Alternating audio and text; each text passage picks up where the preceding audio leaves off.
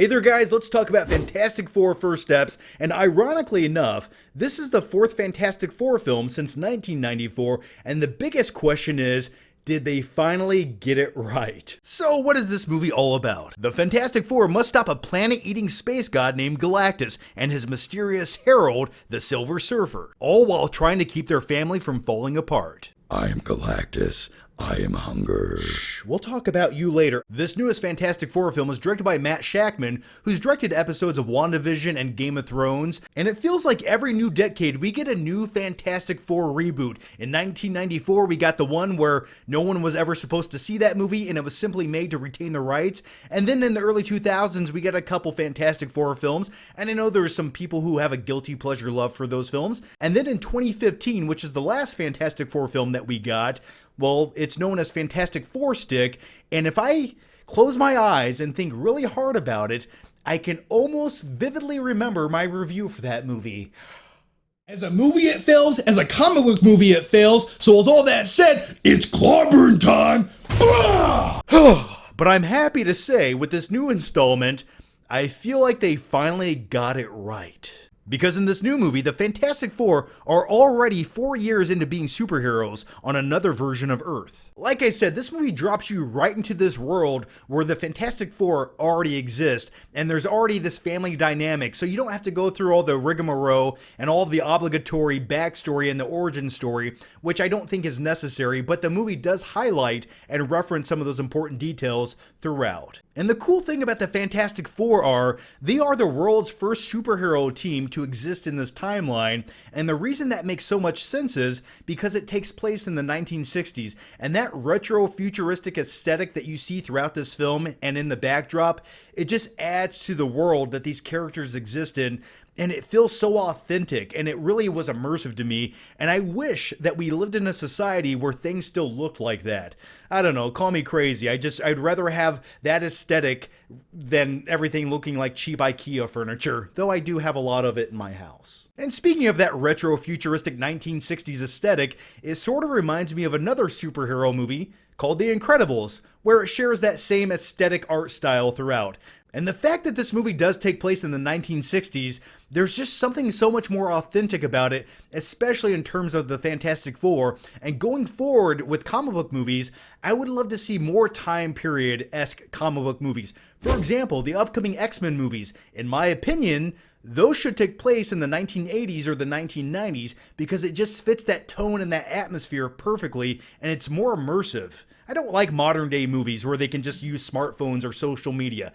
I don't want that. Another thing I really enjoyed throughout this film was the technology that Reed Richards uses. He is the smartest man alive, and some of the sci-fi sciencey stuff throughout this film where he's trying to solve multiple problems and he has the limitations of 1960s technology, though it does get a little bit zany and over the top and very sci-fi-ish, and once again it does remind me of Star Trek meets Jetsons. Yeah, I just really enjoyed the change of pace throughout this film. I liked that it focused more on science and solving problems, and I think that's just a cool change of pace for the superhero genre, and that's exactly what the Fantastic Four is and should be. Because keep in mind, this giant magenta of a man wants to eat your planet like a fat kid eating a Twinkie, and the stakes could not be higher. Which brings me to my next point about this film. Let's talk about some of the characters, and let's start off with Galactus. What's that?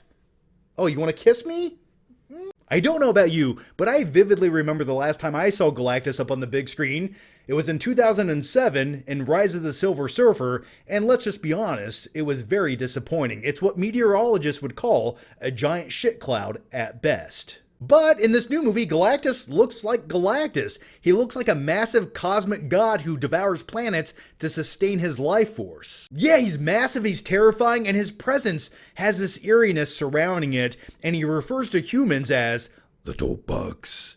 And I really enjoyed that. And speaking of Galactus, you can't have Galactus without the Silver Surfer, and in this new Fantastic Four movie, Julia Garner is now playing this new version of the Silver Surfer, but when I say new, it's not really all that new because technically speaking, this incarnation has existed in the comic books since the 1960s, so it's not like they just gender swapped the character for the sake of gender swapping it.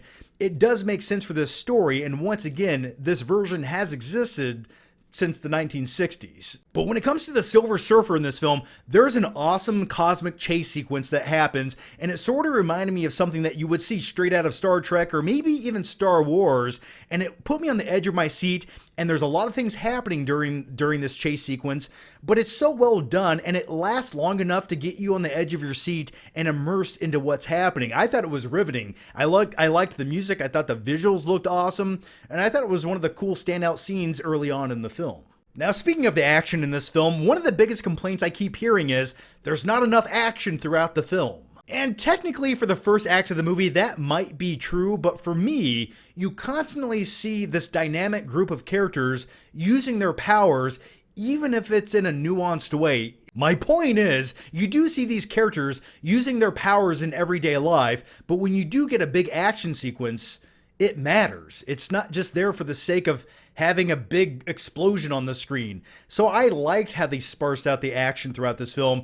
And don't get me wrong, the entire third act of this movie is one big epic action sequence. And for me, when it comes to action, none of that matters unless you care about the characters in the film. And for me, that's the most important aspect of the Fantastic Four. It's buying into this dynamic of different superheroes feeling like a family that live together in the Baxter Building, that are compelling and charismatic.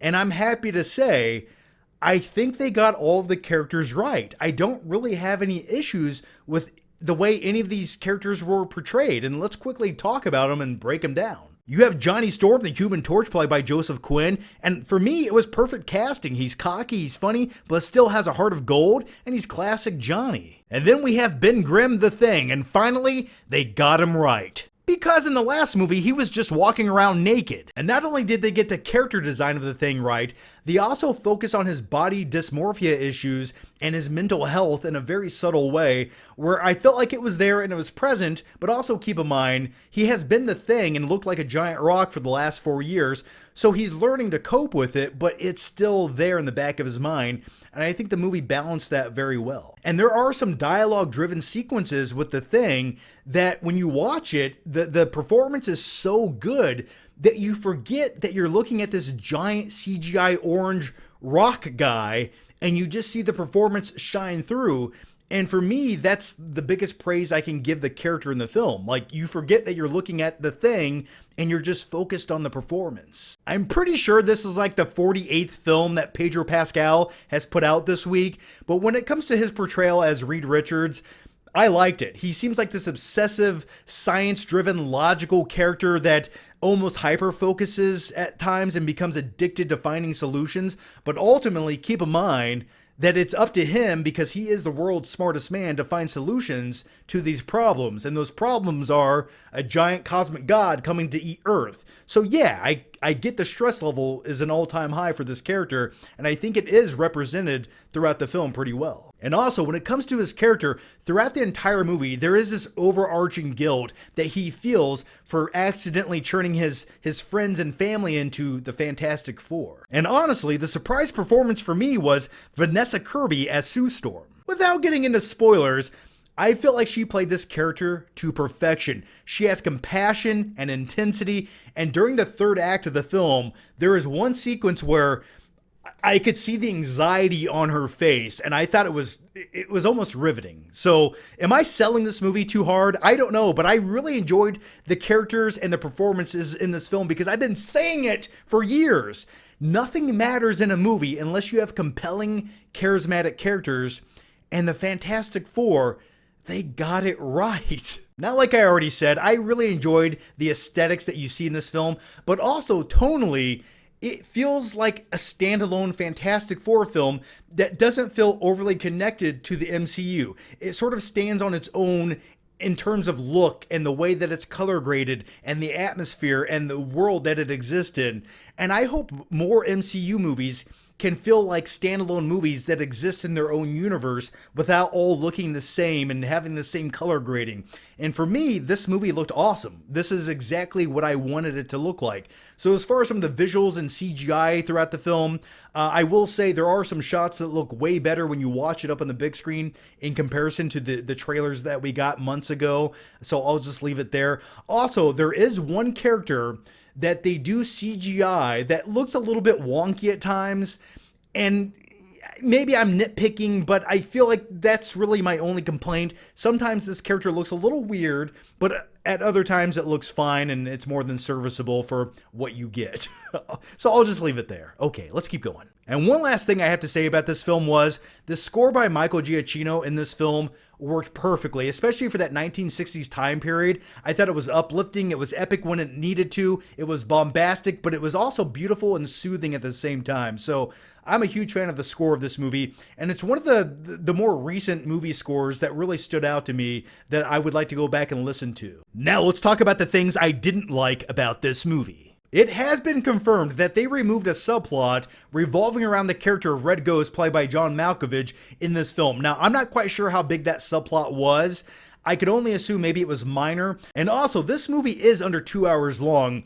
And going into the second and third act of the movie, there are a lot of things happening where and this is just an assumption, this is just a theory from my brain to you, but there are a few quick cuts that happen where it feels like maybe there was more to that scene, or maybe there was another scene that kind of glued these two things together. So I'm willing to bet that there's 5 or 10 minutes of footage left on the editing room floor when it comes to this movie, but ultimately, I think you get a fulfilling story that might not have needed those sequences, though I'm curious to know what they were. Now, here are my final flicking thoughts on Fantastic Four. We finally got it! We got a great Fantastic Four movie. So should I say it? I'm gonna say it. Not only because I'm lame, but because I mean it. Fantastic Four First Steps is pretty fantastic. The Fantastic Four is a breath of fresh air in the MCU. It nails that family dynamic and gives you a more science-driven plot, which I quite enjoyed, while still being a faithful adaptation to these characters. And I had a good time with this movie. I really enjoyed it. And I will say this. This is my favorite comic book movie of 2025 thus far. And I don't think I think this is the last comic book movie of 2025. I think so. Yeah, we'll just go with that for now. I just really dug that Star Trek meets superhero vibe, so I'm going to give the Fantastic Four First Steps this right here. Yeah, I might have a few nitpicks with the movie, but overall, this is the movie it should have been. And also, if you've never seen an MCU movie, well, make sure you don't leave the theater too quick once those credits start rolling. There are 2 after-credit sequences you might want to stick around for. The first one you need to see. The second one is sort of goofy and comedic and reminded me of an SNL sketch that they used to have many, many years ago. Maybe I'll talk about that in a spoiler video as well. Now here's my question for you, and let me know down below. If you've seen the movie, what did you think about it? Or if you could pick any power from any of the Fantastic Four characters, which power would it be and why? I'd probably go with the Human Torch because I just don't know if I could live with myself if I look like a giant rock. Sorry, Ben Grimm, you're a nice guy, but I do not want to look like you. So as always, guys, make sure you subscribe. That way I can see you next time.